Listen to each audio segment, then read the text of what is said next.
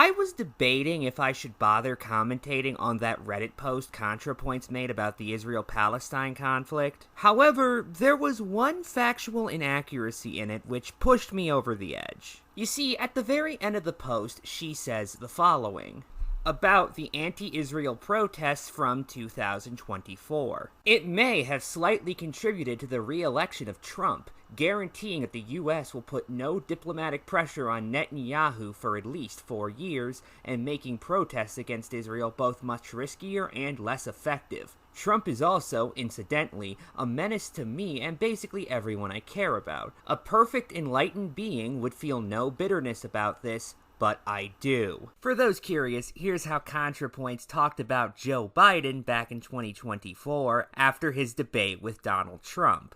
Put Kamala in, put Bernie in, put fucking Hillary in, my god. I say this as someone contemplating which country to flee to if Trump wins. I've been putting off endorsing Biden because his Gaza stance is atrocious, but this is not the first debate in 2012. It's so much worse. We're cooked if something doesn't drastically change. Here's ContraPoints a few months before that, making fun of somebody who posted a trolley problem meme regarding Palestine, and saying in response, "My libs, the Democratic messaging come November absolutely must not begin with 1 million Palestinians may have died, but at least. No, what the fuck? The Biden administration has to be pressured to do something substantive about this now." So, to review, ContraPoints was directly telling people they should pressure Biden into doing more to hold Israel accountable than he was,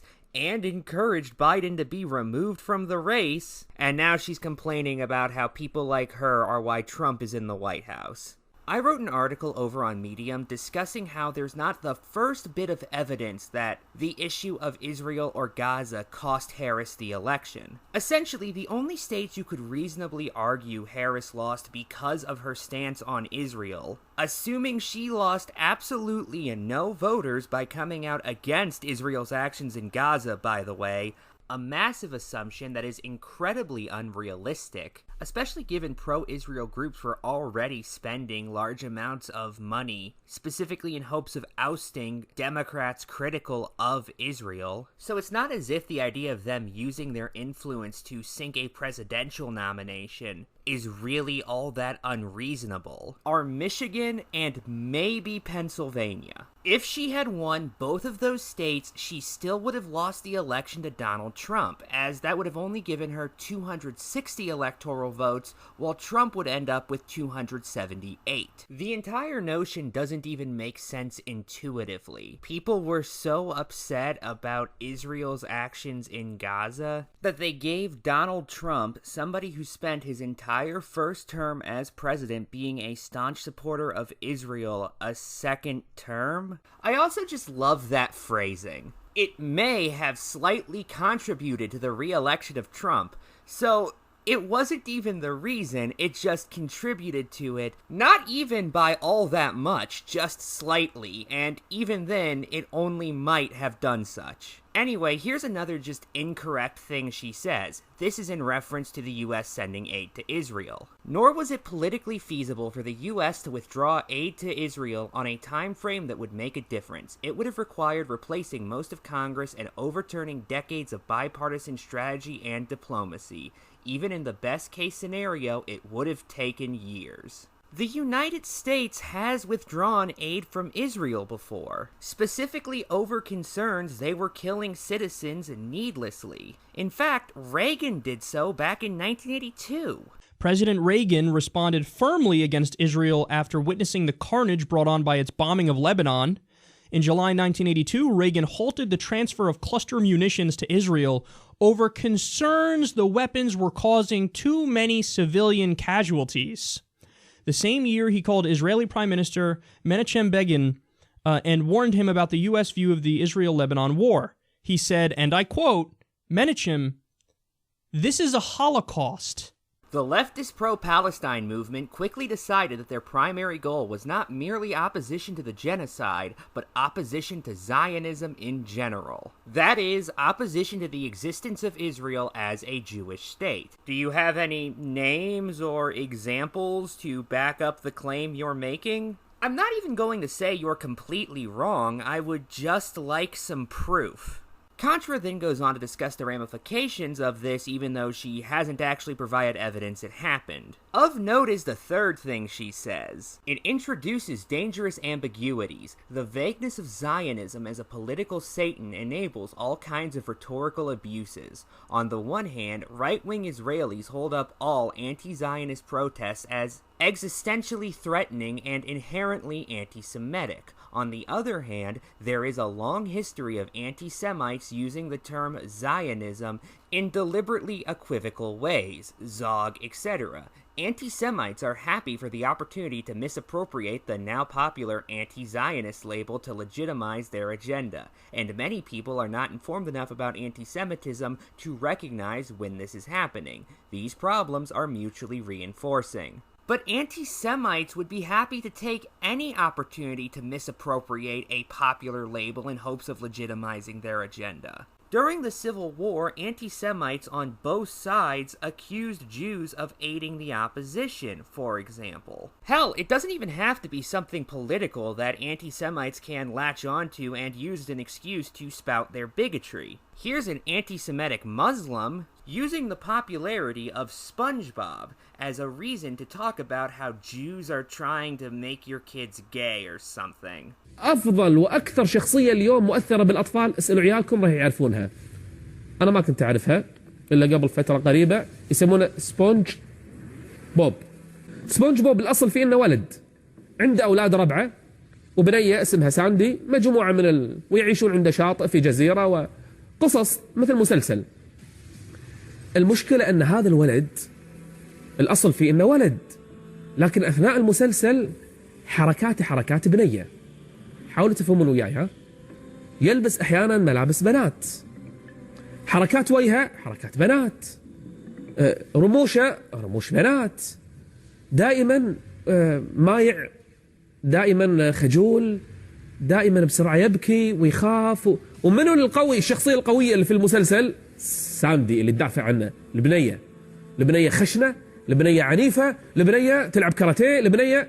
المشكلة قاعدين يغرسون خلال هذا المسلسل إن الولد مايع ترف صفات بنية، وإن البنت خشنة عنيفة قوية صفات الرجل الولد.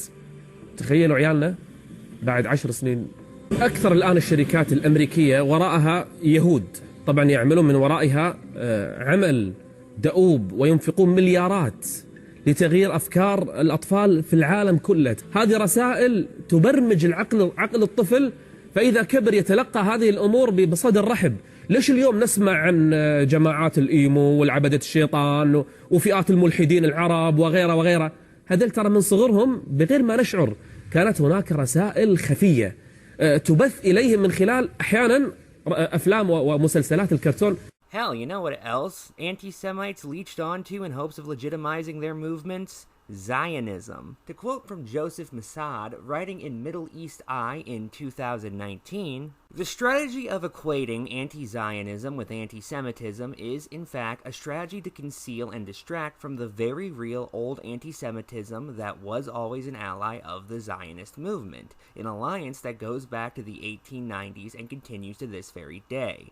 The founder of Zionism, Theodor Herzl, explained in his 1896 pamphlet, The Jewish State, that the Zionist project shares with anti-Semites a desire to empty Europe of its Jews in order to send them to a colonial territory outside Europe. He famously declared that, quote, the governments of all countries scourged by anti-Semitism will be keenly interested in assisting us to obtain the sovereignty we want, and that, quote, not only poor Jews would contribute to an immigration fund for European Jews, but also Christians who wanted to get rid of them. He added in his diaries, "The anti-Semites will become our most dependable friends, the anti-Semitic countries our allies." When a surge of anti-Semitism arose in Britain at the beginning of the 20th century in relation to admitting Jewish refugees fleeing Russian pogroms, it was Herzl who counseled British anti-Semitic officials that supporting Zionist settler colonialism in Palestine would spare them from admitting Jewish refugees into Britain. Herzl's British ally at the time was former Colonial Secretary Joseph Chamberlain, who believed that Jewish money would aid British imperialism if Britain supported the Zionist project. When former British Prime Minister Arthur Balfour shepherded the Aliens Act of 1905 through the House of Commons to ban Eastern European Jewish immigration, his concern was to save the country from the undoubted evils of Jewish immigration. Like Chamberlain, Balfour had in mind another colonial destination for Jewish immigrants. The point is not that Balfour was first an anti-Semite and then became pro-Jewish when he issued the Balfour Declaration of 1917, but rather that his pro-Zionist views were mobilized by his anti-Semitism. The online left has spent the last 20 months distributing hundreds of photos and videos of dead Palestinian children. The main effect of this has been to create a population of people in a constant state of blood-boiling rage with no consequential political outlet. I fear this may be worse than useless. Anti-Semitism and anti-Zionism are conceptually not the same, and conflating them is dangerous. But in practice, the way Israel is perceived does seep out into attitudes towards Jews in general. Says who? That's just an assumption on your part, and one that you do absolutely nothing to back up. I don't think Jews who feel isolated and weary in the current atmosphere are simply hysterical or hallucinating. Yes, there's communal trauma and hypervigilance. Yes, there's disingenuous right-wing ghouls dismissing and censoring all criticism of Israel on the pretext of fighting anti-Semitism. But there's also a valid fear of historical anti-Semitic patterns reoccurring, and that fear gives power to the right-wing Zionist claim that only Israel can keep Jews safe. But the possibility of historical anti-Semitic patterns reoccurring is always going to be around until we've abolished anti-Semitism forever. And look, if ContraPoints doesn't want to do a video on Israel, that is her right. However, in this post, she made claims and used arguments that were utterly nonsensical. Good night and good luck.